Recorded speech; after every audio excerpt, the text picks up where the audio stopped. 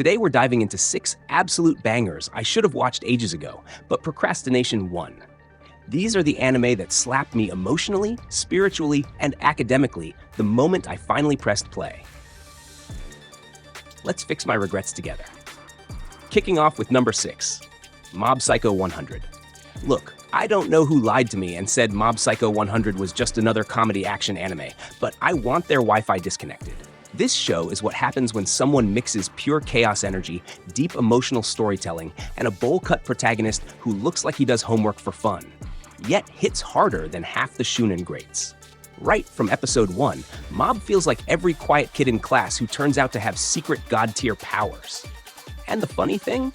He's not even trying to flex. Meanwhile, Reagan is out here being the most confident scammer in anime history. Man has 0 powers, but 100% audacity. And honestly, I respect it. He's like if your motivational speaker decided to fight ghosts professionally. The fights, they're disrespectfully good. Bone Studio went absolutely insane, as if the animators were trying to prove a point to their enemies. Every explosion, every psychic burst, every broccoli-shaped cosmic event, flawless. But what really hooked me wasn't the action, it was the emotional weight. Mob's whole journey of learning self-worth? Beautiful. And the humor? Sharp. The character growth? Can't say that. The vibes? Elite. Watching this late feels like discovering jollof rice at adulthood. Why did nobody tie me down and force me earlier? Mob Psycho 100 doesn't just entertain, it rewires your brain. And trust me, number 3, it'll mess with your head in the best way possible. This is Imiver's Anime. Watch this video to the end and hit that subscribe button now. Sliding to number 5, Attack on Titan. Yes, I know. How does someone who claims to love anime just casually skip Attack on Titan for years? I'll tell you how. Denial. Everyone yelling masterpiece made me suspicious. But the moment I started episode 1 and that Titan smiled at the camera like it was posing for a cursed selfie, I realized I'd made a terrible life choice. The pacing in early seasons is pure stress. Eren is angry, Mikasa is terrifying, Armin is trying his best, and everyone is constantly getting eaten like human Pringles. And as if that's not enough, every episode ends with the kind of cliffhanger that ruins your sleep schedule. My productivity? Gone. My sanity? Questionable. Regrets? Maximum. Levi, though.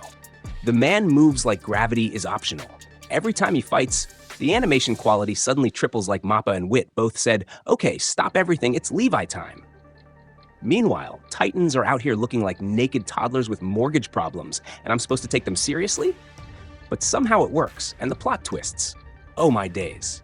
AOT rewrites its own series every season. You think you know what's happening? Boom.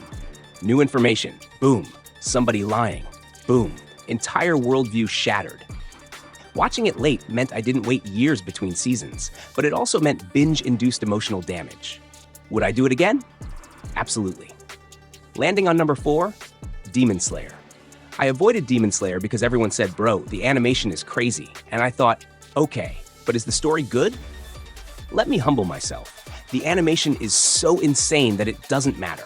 Ufotable doesn't animate, they divine revelations from heaven and upload them to Crunchyroll. Tanjiro is the nicest protagonist alive. Man apologizes to demons while eliminating them. Meanwhile, Zenitsu is screaming for 80% of the runtime, then becoming a lightning god when he's unconscious. And Inosuke?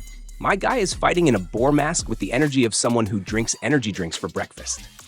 Together, they're like the world's most dysfunctional boy band, but it works. Nezuko stepping out of the box like a silent threat? Iconic. Muzan pulling up in human form wearing a fedora like Michael Jackson? Confusing but iconic. Upper Moon fights? Straight disrespectful. The moment Rengoku showed up, I knew tears were coming. Man was too inspirational. Watching Demon Slayer late felt like missing the train, but then discovering someone left a Bugatti parked in your driveway. I get it now. I'm healed, I'm converted, I'm praising sun-breathing techniques I don't understand. Looking at number 3, Steins Gate. This one hurt. People weren't exaggerating. Steins Gate is what happens when a sci-fi thriller decides to emotionally traumatize you with precision. When I first met Okabe Rintaro, aka the discount mad scientist with premium delusions, I didn't know I was about to witness one of anime's smartest, tightest narratives. At first, it feels like vibes, Just jokes, microwaved bananas, and a group of lovable weirdos hanging out in a cramped lab. Kurisu roasting Okabe every other sentence? Beautiful. Daru being a menace? Expected. Mayuri tuturuing her way through life? Adorable. But then the plot shifts, the tone drops, and suddenly I'm holding my pillow like a support animal. Time travel stories usually get messy, but Steins Gate treats causality like sacred scripture. Every choice ripples, every consequence hurts. The emotional stakes rise so steadily, you don't notice your breathing getting tighter until it's too late.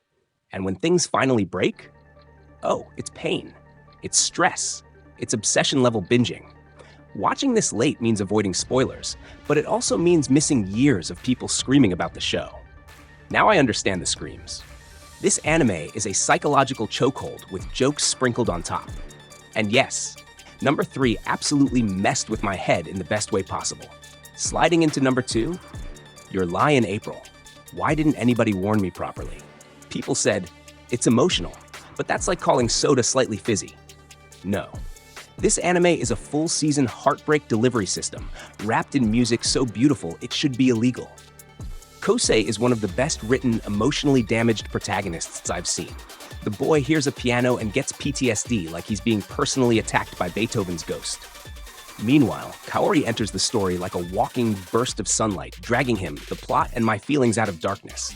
The performances? Absolutely cinematic. The animation? Crisp. The symbolism? Heavy. And the writing? Let's just say it picks you up, hugs you, then throws you off a cliff. Twice. I spent episodes alternately laughing, smiling, and questioning why the writers wanted my soul. The reveal at the end, you know the one, hit me so hard I had to pause the episode and stare at the ceiling like a Victorian widow. Watching this late means I didn't get to scream with the internet when it first aired, but I did get to experience it all at once, which is both a blessing and a crime against my heart. Finally, at number 1, Fullmetal Alchemist, Brotherhood. This is the one anime people have been bullying me to watch for years, and honestly, they were right. I was wrong. Deeply wrong. Brotherhood is perfection wrapped in plot, sprinkled with philosophy, cooked at high heat, and served fresh with 0 wasted episodes. The Elric brothers? Some of the best sibling dynamics in anime history. Ed is short, angry, brilliant, and allergic to being told he's short. Al is the metallic cinnamon roll who deserved everything good in life, but instead got philosophical crises for breakfast. The world building? Clean. The pacing? Immaculate. The alchemy system? Logical.